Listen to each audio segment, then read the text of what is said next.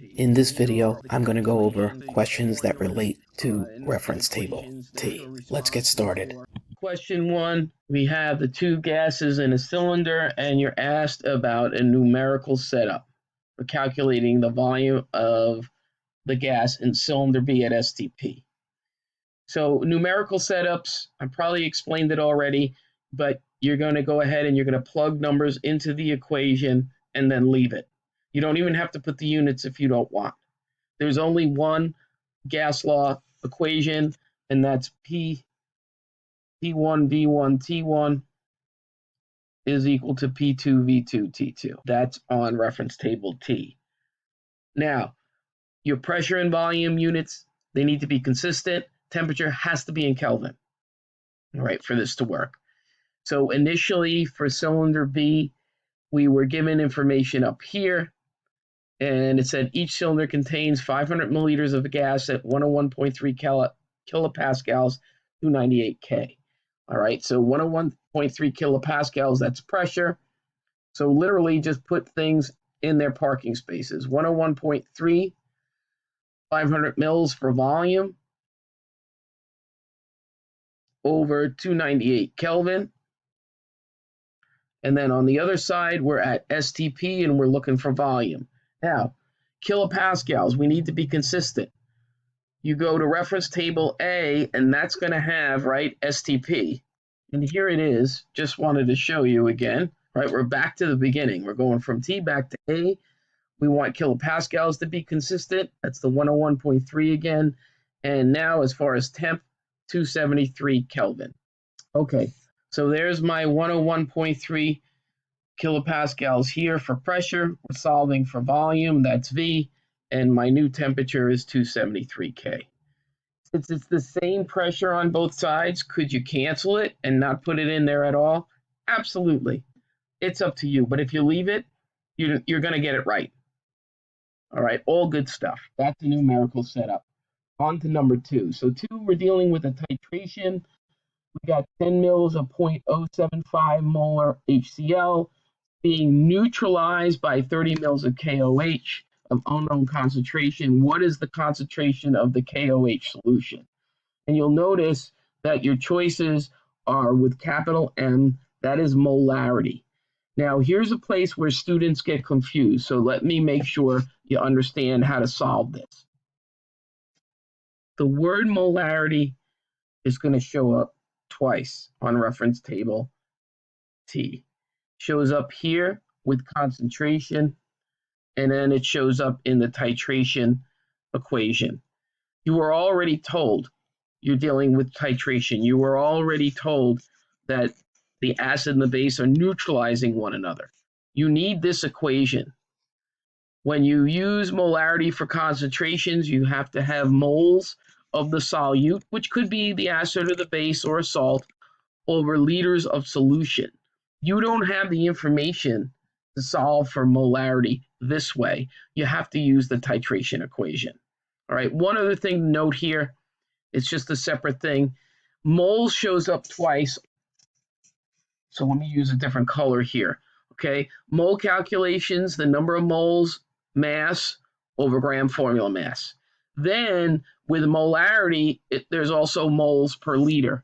Again, when you're calculating for moles or using moles in an equation, check and think about what else you have in the question. Don't force things that aren't there. So again, we're dealing with titration, we're dealing with neutralization.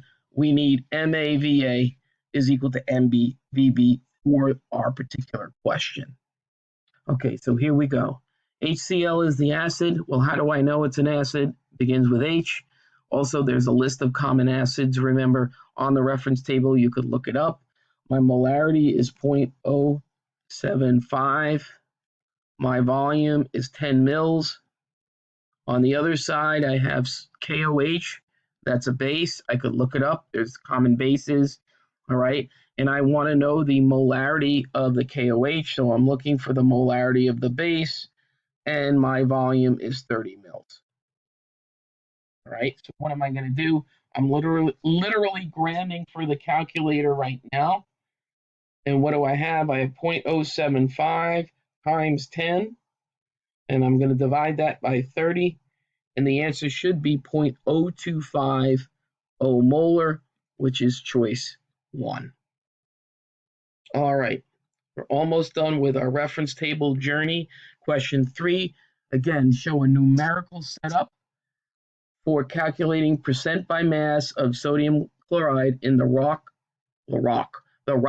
salt sample. That's a lot to say, the rock salt sample. All right.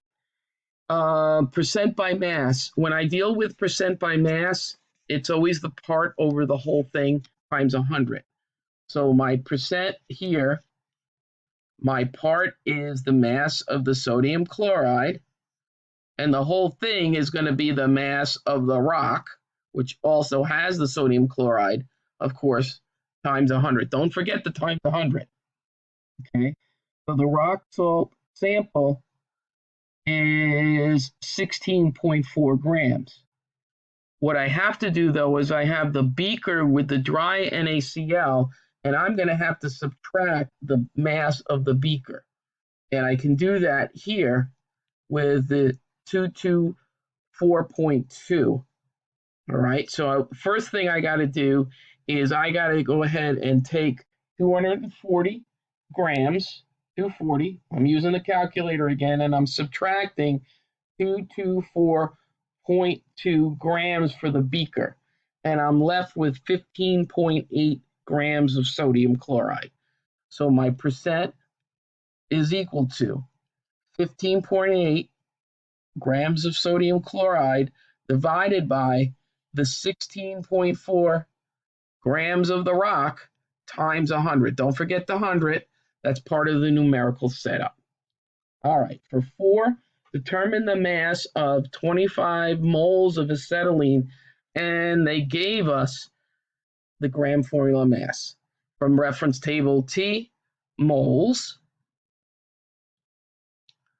is equal to mass over gram formula mass. I always tell my students to write down the equations before you plug in the numbers. In this case, because you're asked to determine, we actually want the number. All right, so it's going to be 25 moles, and that's going to be equal to X, which is our mass, over the 26 grams per mole. I have to get X alone. I'm just going to cross multiply, because remember, 25 is the same thing as 25 divided by 1. So I can cross multiply, and X is equal to 25 times 26. Now don't leave it. I got to determine it, and the answer was 650 grams. All right, last one, number 5. Student measures the mass and volume of sample of aluminum, room temp, calculates the density to be. Based on table S, what is the percent error for the student's calculated density? Okay, so we're back to where we were before. We had a similar question. We need the actual value, right, for the aluminum density. We have the measured or the student value here, and then we can go ahead and use percent error. Okay, the value for aluminum's density, here's aluminum, it's 2.70. I'm going to use that. That's the actual value or the true value. The measured value was 2.85 by the student.